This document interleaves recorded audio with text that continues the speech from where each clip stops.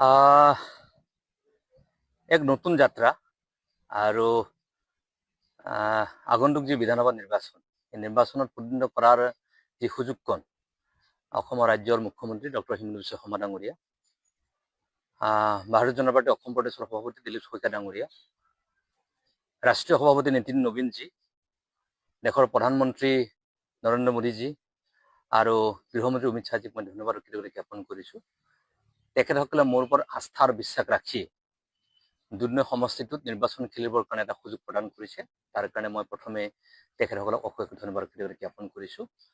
আৰু অঞ্চলবাসী ৰাইজ, সমষ্টিবাসী ৰাইজকো মই এই মঞ্চৰ পৰাই মই বহুত বহুত শুভেচ্ছাৰ কৃতজ্ঞতা জ্ঞাপন কৰিছোঁ যে এটা নতুন পৰিৱেশ, নতুন চিন্তা, নতুন ধাৰণাৰ মাজেৰে খোজ দিবৰ কাৰণে যি সুযোগ দিলে, তাৰ কাৰণে সকলোকে, ভাৰতীয় জনতা পাৰ্টীৰ কাৰ্যকৰ্তাসকল, যৌথ মঞ্চৰ কাৰ্যকৰ্তাসকল সকলোকে মই বহুত বহুত ধন্যবাদ। ৰাভা হাছং অট'নমাছ কাউন্সিলখন বিভিন্ন ঘাত আৰু প্ৰতিঘাতৰ মাজত নিৰ্বাচন অনুষ্ঠিত হৈছে আৰু সেই নিৰ্বাচনত ৰাভা হাছংবাসী ৰাইজ, সমষ্টিবাসী ৰাইজে তিনিবাৰকৈ মোৰ নেতৃত্বত কাউন্সিলখন গঠন কৰাৰ সুযোগটো প্ৰদান কৰিছে। আৰু এইবাৰ মই মন ডেফিনেটলি নেমেলা কথাটো নিশ্চয়কৈ অহা নাই। ভাৰতীয় জনতা পাৰ্টীৰ নেতৃবৃন্দই বিধানসভাৰ মজিয়ালৈকে যোৱাৰ এটা পৰিৱেশ, এটা সূচনা তেখেতসকলে কৰিছে। তাৰ মিনিং এইটো নিশ্চয় নহয় যে ৰাভা হাছং অট'নমাছ কাউন্সিলৰ ব্যৱস্থাৰ পৰা মই আঁতৰি থাকিম, তেনেকৈ কেতিয়াও নহয়। আৰু মই আশা প্ৰকাশ কৰোঁ আহি থকা যি অমীমাংসিত যি সমস্যাসমূহ আছে, গোৱালপাৰা জিলাৰ যি অমীমাংসিত সমস্যাসমূহ আছে, ইয়াৰ যি আন্তঃগাঁথনিকে আদি কৰি যিমানবোৰ অভাৱ আৰু অভিযোগ, যি দৃষ্টিভংগীৰে অসমখন ডক্টৰ হিমন্ত বিশ্ব শৰ্মা ডাঙৰীয়াৰ নেতৃত্বত সপোন আৰু দৃষ্টিভংগী আগত ৰাখিছে, সেই দৃষ্টিভংগী আৰু সপোনটো পূৰণ কৰাৰ ক্ষেত্ৰত সহযোগ কৰাৰ ক্ষেত্ৰত ডেফিনেটলি ৰাষ্ট্ৰীয় নেতৃত্ব, ৰাজ্যিক নেতৃত্ব ভাবিছে। আৰু সেইটোক মই যৎপৰোনাস্তি চেষ্টা কৰিম, যেনেধৰণে কাউন্সিলখন 3টা টাৰ্ম চলোৱা ৰাইজৰ আশীৰ্বাদ, সহায় সহযোগিতা আছে, সেই আস্থাৰ বিশ্বাস দুধনৈ বিধানসভা সমষ্টিত আহি থকা দিনত ৰাইজৰ আস্থাৰ বিশ্বাসটো অটুট থাকে, তাৰ প্ৰতি দৃষ্টি ৰাখি ডেফিনেটলি কাম কাজ কৰিবৰ কাৰণে মই প্ৰয়াস কৰিম। না, আজি তাকো মই NDAৰ কেণ্ডিডেট। এইবাৰ NDA নিৰ্বাচন খেলিব, এতিয়া NDA খেলিব, মেছেজটো ক্লিয়াৰ হোৱাটো ভাল। মই NDAৰ কেণ্ডিডেট, কাৰণ মই যদি BJP কেণ্ডিডেট বুলি কয় তেতিয়াহ'লে AGP কেণ্ডিডেট কয়, যৌথ মঞ্চৰ কেণ্ডিডেট কয়। গতিকে যৌথ মঞ্চ, AGP, BJP, মানে BPF গোটেইবিলাক মিলি পেলাই NDAটো হয়। গতিকে চিম্বলটো কি হয়তো ডাঙৰ কথা নহয়। গতিকে চিম্বল মই ভাৰতীয় জনতা পাৰ্টি কৈছোঁ, যৌথ মঞ্চ আজি ৰাজনৈতিক দল নহয়, ৰাজনৈতিক ব্যৱস্থা, কোনো আমাৰ স্বীকৃতিবদ্ধ ৰাজনৈতিক দলটো নহয়। গতিকে ডেফিনেটলি কৰিছোঁ। গতিকে ভাৰতীয় জনতা পাৰ্টিৰ যি দৰ্শন, যি চিন্তা চৰ্চা, যি আদৰ্শ, যৌথ মঞ্চৰ যি দৰ্শন, চিন্তা চৰ্চা, আদৰ্শ, অসম গণ পৰিষদৰ যি দৰ্শন, চিন্তা, আদৰ্শ, আটাইবিলাকে একে লগত ৰাখি সমষ্টিটোক ৰিপ্ৰেজেণ্ট কৰিবৰ কাৰণে প্ৰয়াস কৰিম।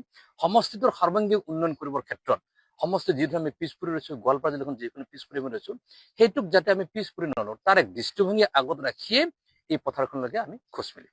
এই মুহূৰ্তত মই সেই কথাখিনি নিশ্চয়কৈ নকম, পৰৱৰ্তী সময়ত সেই কথা নিশ্চয় চিন্তা চৰ্চাখিনি কৰিম। আৰু ডেফিনেটলি ৰাভা হাছং অট'নমাছ কাউন্সিলখনৰ সাংবিধানিক যিটো চিন্তা, সেই চিন্তা ডেফিনেটলি আগত থাকিব। আৰু তাৰ ক্ষেত্ৰত যথেষ্ট পৰিমাণে ইতিমধ্যে দেশৰ গৃহমন্ত্ৰীগৰাকীৰ নেতৃত্বত, অসমৰ মুখ্যমন্ত্ৰী হিমন্ত বিশ্ব শৰ্মাৰ নেতৃত্বত এই প্ৰক্ৰিয়া সুন্দৰভাৱে আৰম্ভ হৈছে, সুন্দৰভাৱে চলিছে। আৰু আমি আশা প্ৰকাশ কৰিম আহি থকা দিনত এই বস্তুটো এটা সুন্দৰ সমাধান হ'ব, আৰু সমাধান নিশ্চিত ৰূপত এই প্ৰক্ৰিয়াখিনি হ'বই। না, যুঁজখনক বুলি কথা নহয়, it is a democratic process, it is a গণতন্ত্ৰ হয়। গণতন্ত্ৰত বিভিন্ন প্ৰাৰ্থী থাকিব, গণতন্ত্ৰত বিভিন্ন প্ৰতিযোগিতা থাকিবই, কোনো অসুবিধা নাই। গতিকে যুঁজৰ কথাখিনি মই নকওঁ, মূল যুঁজৰ কথাখিনি নকওঁ, মই আশীৰ্বাদ প্ৰকাশ কৰিম ৰাইজৰ আশীৰ্বাদ আৰু আশীষ। বিগত সময়ছোৱাত 12 বছৰ ৰাভা হাছং অট'নমাছ কাউন্সিলখন ইয়াত আমি নেতৃত্ব দিছোঁ। বিগত 12 বছৰ ৰাভা হাছং অট'নমাছ কাউন্সিলখনৰ NDAৰ যিখন চৰকাৰ, আজি NDA চৰকাৰ চলি আছে, তাত ৰাইজে কি ধৰণে কাম কাজ কৰিছোঁ, কৰা নাই, তাত নিশ্চয় দেখিছে। কি কমিটমেণ্ট আছিলে, কেনেদৰে আমি কাম কাজখিনি কৰিব পাৰিছোঁ, সেই কথা নিশ্চয় দেখিছে। আৰু সেই ধৰণৰ চিন্তা চৰ্চা, সেই ধৰণৰ দৃষ্টিভংগী আগত ৰাখি ডেফিনেটলি আমি আগবাঢ়িম। আৰু ৰাইজৰ মৰম, আশীৰ্বাদ ডেফিনেটলি থাকিব। গতিকে ইয়াত কাৰ লগত প্ৰতিনিধিত্ব হ'ব সেই কথাখিনি ডেফিনেটলি নকওঁ।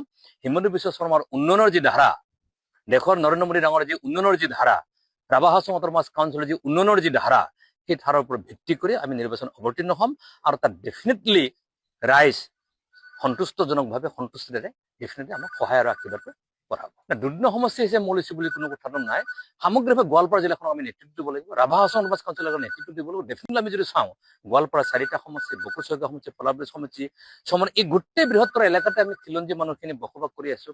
গোৱালপাৰা বুলি ক'লে আমি পিছপৰা জিলা এখন, এই পিছপৰা জিলাখনক আগুৱাই নিবৰ কাৰণে ৰাজনৈতিকভাৱে আগুৱাই নিয়াৰ কাৰণে অত্যন্ত প্ৰয়োজন। আমি ৰাজনৈতিকভাৱে আমি পিছপৰা, ইয়াত বিভিন্ন জাতি জনগোষ্ঠী ধৰ্মাৱলম্বী মানুহবিলাক আমি বসবাস কৰিছো।